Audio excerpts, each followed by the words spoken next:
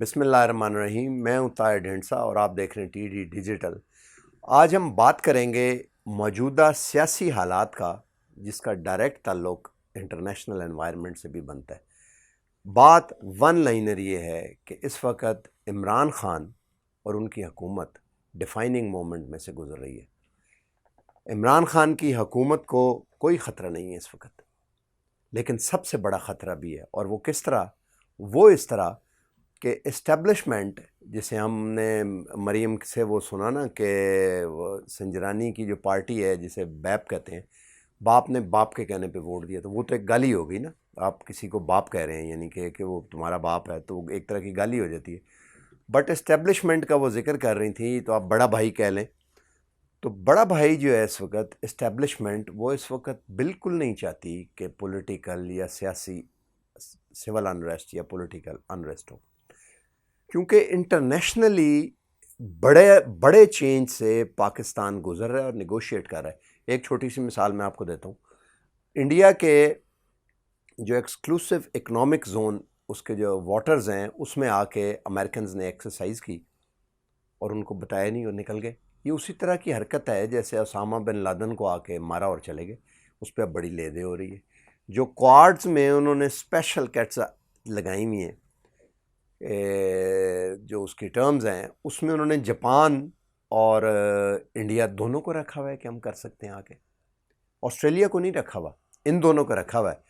इसका मतलब ये है कि कल को अगर पाकिस्तान के एक्सक्लूसिव इकोनॉमिक जोन में आके वो करें तो हम क्या करेंगे? एक्सक्लूसिव इकोनॉमिक जोन बनता है तकरीबन 350 नॉटिकल माइल तक, और जो हमारी सॉवरन टेरिटरी है वो बनती है 10-12 नॉटिकल माइल्स तक। मैं इसलिए 10-12 कह रहा हूँ कि मुझे एग्जैक्ट याद नहीं है। ये मुझे याद है कि 12 नॉटिकल माइल से ज़्यादा नहीं बनती, इससे कम हो सकती है, लेकिन 12 नॉटिकल माइल भी आप हो तो कुछ भी नहीं होता। 12 नॉटिकल माइल, 12 नॉटिकल माइल में तो ऐसी गन्स भी हैं जो आजकल फायर कर सकती हैं। तो 12 नॉटिकल माइल ओपन सी होता है। बेशुमार जहाज़ जब लंगर अंदाज होने तो 12 नॉटिकल माइल दूर खड़े हो जाते हैं, बाद में आते हैं वो, या 10 नॉटिकल या 8 नॉटिकल माइल, इसी तरह से डिस्टेंस। तो ये कुछ भी नहीं है, ये आपके सर पे, आपके मुल्क में आके खड़े हो गए आप। तो एक्सक्लूसिव इकोनॉमिक जोन क्या है कि आप इतना करीब जा सकते हैं। अगर गवादर की बंदरगाह को टारगेट करना है चाइना को टारगेट करने के लिए, तो they can come here. Pakistan क्या करेगा? अब ये साउथ चाइना सी में उन्होंने ब्लॉक किया हुआ है। ज़ाहिर है वहाँ पे तो बिल्कुल एक छोटा सा स्ट्रेट गुजरती है, मलाक्का स्ट्रेट, जहाँ से, तो वहाँ से। और दूसरा रास्ता ये है, इधर वो आके ये करते हैं। तो what we are going to do, पहले हो चुका है। उन्होंने एक ऐसी एक्सरसाइज की जिसके नतीजे में जनरल मुशर्रफ के दौर में चाइनीज़ एडवाइस पे हमने एक दफ़ा गवादर को सिंगटल के हवाले कर दिया था। पहले एक तरह से हमने अबेंडन कर दिया था। ये उस वक्त भी ये सीपे की था, कहते गवादर पोर्ट थे सिर्फ हम। तो ये अब बड़ी बड़ी ये जो है सफ़बंदी हो रही है। ज़ाहिर है रूस और चीन की हमायत में ज़रूरी है इकनॉमिकली। हफीज़ शेख और हमें पता है सारा जो हम IMF चल रहा है, वो हम वेस्ट और ब्रिटेन वुड इंस्टीट्यूट का बनाया हुआ जो UN के अंडर आता है, और नीचे वर्ल्ड बैंक और IMF और एशियन डेवलपमेंट बैंक और बाकी ये जो WTO हुआ था, ब्रिटेन वुड इंस्टीट्यूशन जिन्हें कहते हैं, उनके तहत हम चल रहे हैं। आधा तीतर आधा बटेर नाम वहाँ के हैं। तो एक बड़ी मुश्किल सिचुएशन है जिससे निगोशिएट करना है। अगर इंटरनेशनल फाइनेंशियल सिस्टम से हम आहिस्ता आहिस्ता दूर जाना शुरू होंगे तो अंदर उसके असरात आएंगे, भूख आ जाएगी और इकनॉमिक हालात और ख़राब हो सकते हैं। और इसी तरह डिफेंस अगर हम नहीं छोड़ देते हैं, हम नहीं जाते, हम इसी में रहते हैं और चाइना को निगलेक्ट करते हैं, तो ज़ाहिर है अमेरिका तो वैसे ही जोग्राफिया चेंज करना चाहता है। कम अज़ कम पॉलिटिकल मैप, सोशल मैप तो चेंज उन्होंने इधर मिडल ईस्ट वगैरह में किया, लेकिन नया जो है वो सोशल जोग्राफी चेंज करना चाहते हैं, इकोनॉमिक जोग्राफी चेंज करना चाहते हैं। बेशक बाउंड्रीज यही रहें, जिस तरह इंडिया को थानेदार बनाने का मामला है, ये एक अलग बहस है। कभी हम आपको बताएंगे ये कि सोशल जोग्राफी और बाकी में क्या फ़र्क होता है चेंज करने के लिए। मॉडर्न ये है, अब उस तरह जोग्राफी चेंज नहीं होते कि मुल्क बने, सोशल जोग्राफी। तो इस्टेब्लिशमेंट ये निगोशिएट कर रही है 100 साल का की जो बातचीत होती है ना। अब आप दूसरा देखें कि जब जब यूक्रेन वाला मामला हुआ है, जब सोवियत यूनियन टूटा, तो गोर्बाचोव ने कहा कि सबसे पहले हमें ये बताएं कि रूस जो बाकी बचेगा उसकी सिक्योरिटी का क्या होगा अगर ये अलग हो जाते मुल्क। तो यकीन दिलाया गया कि नाटो जो है वो किसी ऐसे मुल्क में नहीं आएगी जिससे डायरेक्ट रूस की सरहद लगती हो। अब वो पोलैंड वगैरह में तो हैं, बट वो यूक्रेन ने कहा है कि हमें मेंबरशिप, रशिया ने कहा हम उड़ा देंगे तुम्हें अगर आए तो ये वो सारी सिचुएशन है। फिर यूक्रेन के मामले पे तुर्की और रूस भी आमने सामने हैं। तो पाकिस्तान इसको बड़ा टफ निगोशिएट कर रहा है इंटरनेशनली, बड़ा प्रेशर है ज़्यादा। इंटरनली अगर इमरान खान की हुकूमत जाती है तो ज़ाहिर नून लीग जो है वो मेजर पार्टी के तौर पे दोबारा सामने आ जाएगी। नवाज़ शरीफ और मरीम नवाज़ एक्सेप्टेबल नहीं है, क्योंकि इस्टेब्लिशमेंट इसका मतलब ये लेती है कि मरीम नवाज़ या नवाज़ शरीफ की दोबारा हुकूमत आने का मतलब है कि अमेरिका, सऊदी अरब, यूएई और इंडिया की हुकूमत आ जाएगी, और उसमें इंडिया शामिल होगा। क्योंकि जो जिस तरह के ये हैं, अभी भी आप देखें जिस तरह उन्होंने नवाज शरीफ नेगोशिएशंस की, तो अंदरूनी तौर पे नून लीग जो कि मुस्लिम लीग की ही एक शाख है, दौलताना से शुरू हुई और फिर आगे वो जुनेजो की, और जुनेजो की पीठ में चौधरी बरदरान और नवाज शरीफ ने मिल के छुरा घोंपा ज़िया के साथ मिल के, और हमें पता है। लेकिन मुस्लिम लीग की कोई फॉर्म है तो मुस्लिम लीग को दोबारा किसी तरह से मुस्लिम लीग रहे, जो कि रहेगी। और मरियम और उसके वालिद उसमें ना, ये भी एक इंटरनेशनल नेगोशिएशन का हिस्सा है, ये डोमेस्टिक पॉलिटिक्स नहीं है किसी सूरत में भी।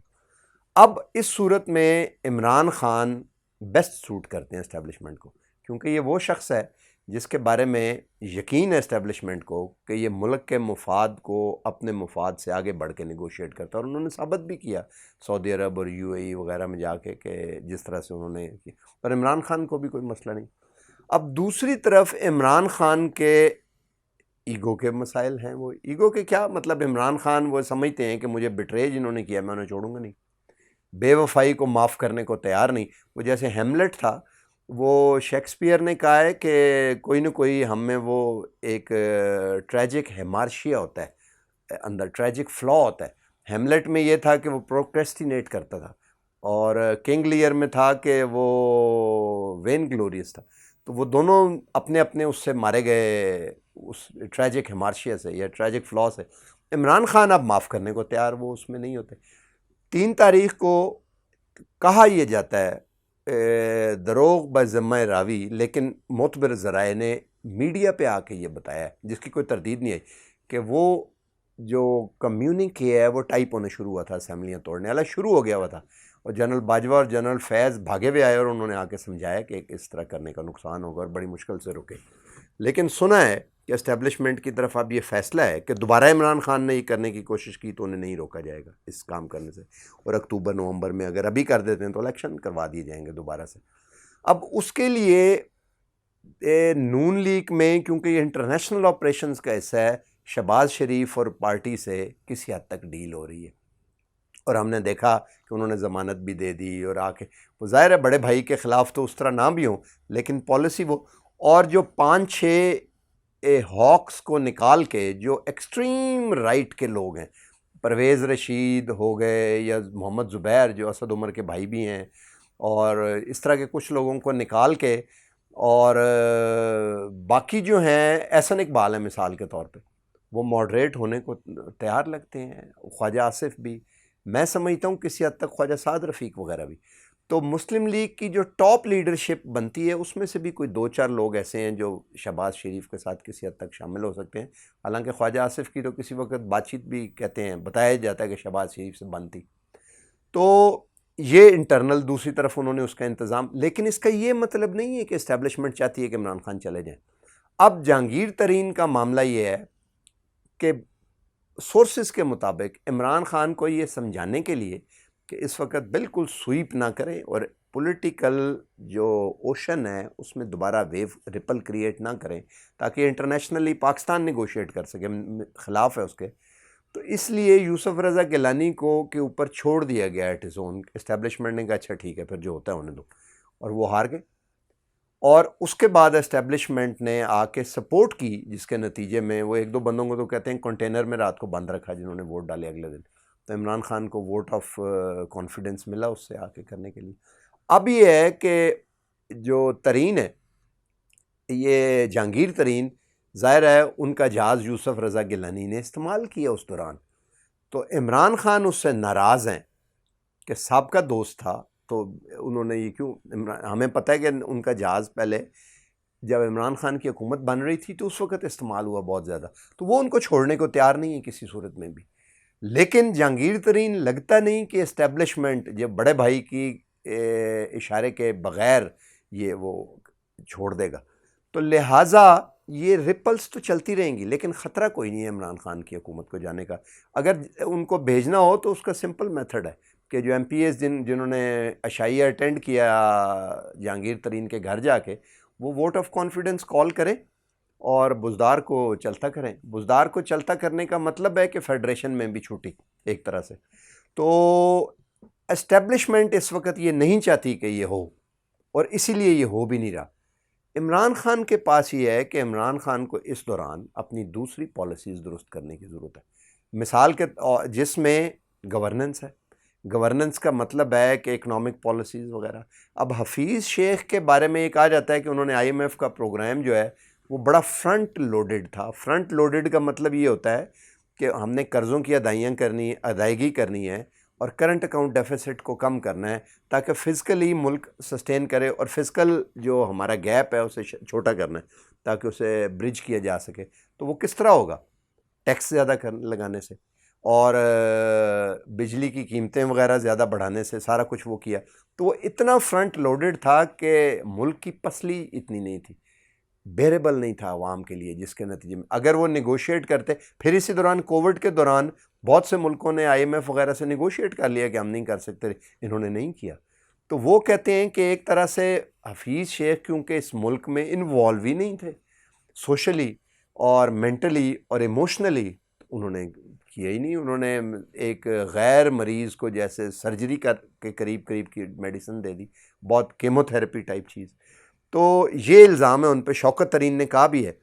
अब इमरान खान के पास है कि वो जाके ये इकनॉमिकली रीनिगोशिएट करते हैं, क्या करते हैं, और मुल्क में इकनॉमिक स्टेबिलिटी लाएं। अब सुना है कि जो अब पैसे रिलीज़ हुए हैं IMF में, उसमें ₹5 कीमत और 1.2 ट्रिलियन रुपीज़ के नए टैक्स लगाएं, जिसमें ₹5 बिजली की कीमत बढ़ाने के बारे में भी है। जस्ट इमेजिन कि जो बंदा नीचे ₹15,000 तनख्वाह लेता है वो ₹2,000 बिल कैसे देगा बिजली का, या 1500 बिल दे तो देगा क्योंकि काटते हैं, बट उसके जज्बात उस लेवल पे पहुंच जाएंगे कि उससे एक सिविल अनरेस्ट के लिए सिचुएशन तैयार हो जाती है। तो इस वक्त डिपेंड करता है इमरान खान पे कि वो इन चीज़ों पे गौर करते हैं या जो लोग जिन्होंने बेवफाई की उनको फिक्स करने के ऊपर तवज्जो करते हैं। तो ये वो क्रिटिकल मोमेंट है जिससे हम गुजर रहे हैं। लेकिन अगर इस वक्त ये ना संभल सका तो जाहिर है फिर सिस्टम को अगर इतना बड़ा शॉक वेव जाए तो उसके नतीजे में सिस्टम को भी रीथिंक करने की बात हो सकती है। तो इसलिए इस वक्त वंस अगेन हम ये कहते हैं कि इस वक्त इमरान खान के हाथ में सब कुछ है, और दूसरी तरफ ये कह सकते हैं कि शायद कुछ भी नहीं। तो लेट्स प्रे एंड होप कि क्या होता है। ये जो मैंने आपको बात बताई है इसके बाद सब बातें पेरिफेरल है। ये सेंट्रल बात है कि इंटरनेशनली जो पाकिस्तान नेगोशिएट कर रहा है और वो इस्टेब्लिशमेंट नेगोशिएट कर रही है, और Imran Khan is the best person for that. Internally Imran Khan के हुकूमत को कुछ मसाइल हैं, संभल नहीं रहा, जिसमें एक मसला उनका अपना मिजाज भी है, और किसी ने वो बहुत खूब कहा है कि हमारा मिजाज ही हमारा नसीब होता है।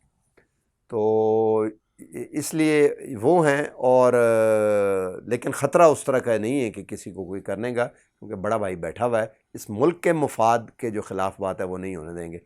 आज तक के लिए इतना ही।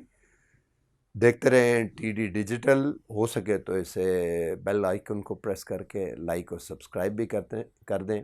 मिलते हैं अगले वीलॉग में। अल्लाह हाफ़िज़।